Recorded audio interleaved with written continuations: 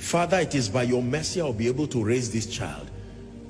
Not, I know I will raise my child. God forbid that my child becomes an armed robber. You know how many sincere, serious missionaries who invested in raising other people, when it got to their own children, everything you know to mentor a child properly, they did, and the child still became an armed robber. How do you explain Judas being mentored by Jesus? How do you explain Satan as Jesus's creation becoming Satan? Are we together now? You would think an excellent God should be so flawless in his creation, and his all-knowing ability should have pre-informed him that somewhere along the economy of his creation there could be a possibility. He would have programmed that in creating them. Yet a third of the angels fell, and he still remains God. Yet Satan, his creation, has become the arch enemy of his program and his purposes today. Judas, the one who was responsible for the bag, lost three things I've taught you. He lost the money, he lost his place, his bishopric, and he lost his life. Ladies and gentlemen, I submit to you that it is by the mercy of God that we thrive and excel. You are in ministry here, you are in business. I want you to know that you must perpetually walk in the consciousness that all we are and all that we have is by and large a product of God's mercy. Hallelujah. I told you about a gentleman years ago. This guy fasted, that's the longest I've seen that I know. He fasted for 400 days, 6 to 6. 400 days. I wrapped up the last day with him. And after that guy wrapped it up, he started suffering. And now you are wondering, I'm looking at my life and say, if it is by the investment of spiritual things, some of us should not be where we are. But Lord, for your mercy. You see, the awareness of God, the administration of God's mercy is what brings thanksgiving, genuine thanksgiving. Where would I be if you left me now? Where would I be if you left me now? Where would I be if you left me now? Where would I be if you left me now? There are many of us, based on the kind of training you gave your children should almost be, respectfully speaking, they should not attain onto the level they now have. But the mercy of God caused that when your children left you, God brought prophets and apostles to cover them. They served as midwives, so that the adults you now have are not the children. The trajectory of your training should not produce those kind of champions. But the mercy of God, the mercy of God. Some of you, you saw idols eat up your family members, and it's not like you were more spiritual. One of the ones that died was even a pastor while you were an unbeliever, but God meandered you through a crusade, and here you are today standing. Where would I be if you left me now? Where would I be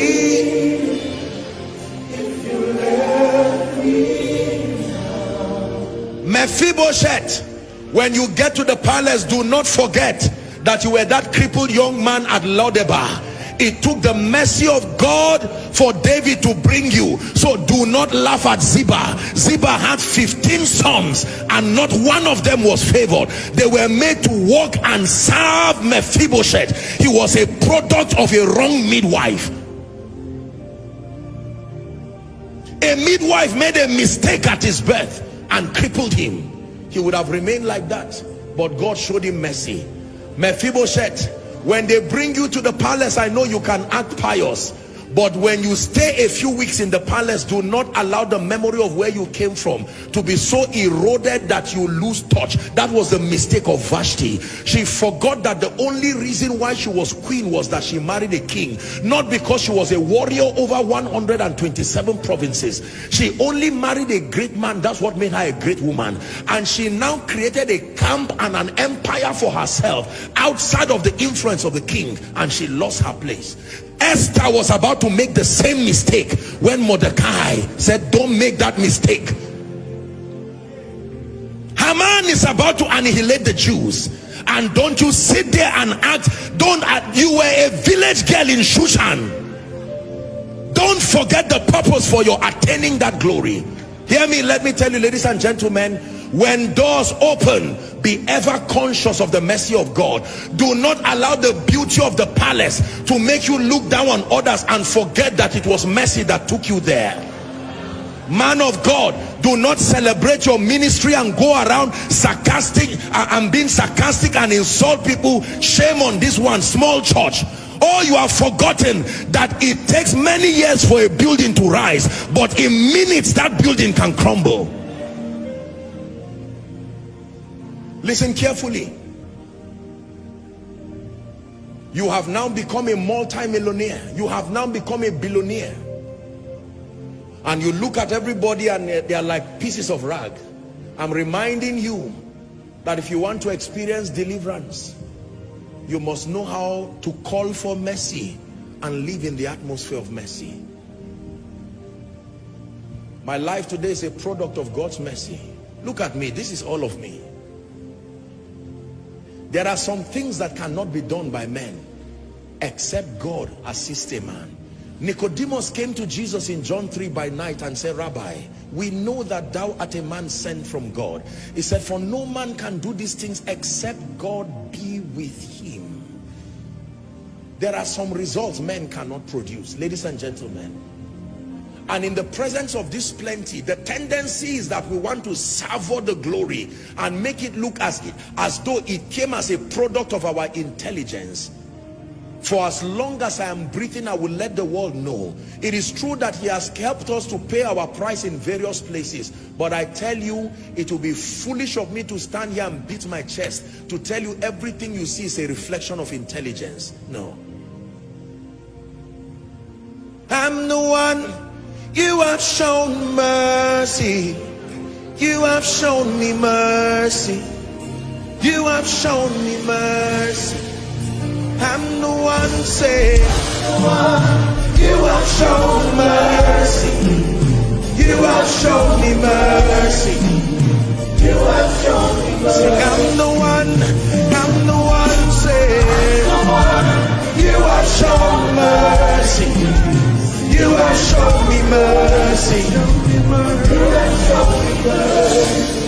Listen, years ago I went somewhere and I went to preach for a man of God, and when I was done preaching, I was headed to his office and I saw a gentleman who was walking as part of the protocol. He looked at me and I looked at him and I was in shock. Many years ago on campus, that guy used to be a very strong person, very vibrant and powerful. If you saw that gentleman, you would think he would explode in a global ministry within 2 years. And here was this, my dear brother, didn't seem like the best of states, seemed like someone who had been beaten by life and frustrated. I was almost tempted to say, what happened? Then I remembered.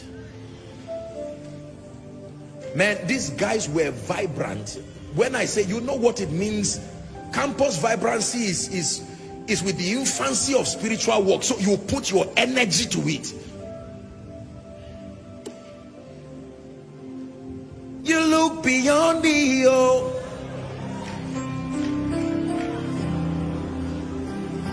And poured your love. You look beyond me, oh. You look beyond me, oh. Sing, I'm the one, say, I'm the one. You have shown mercy. You have shown me mercy. You have shown me mercy. Hear me.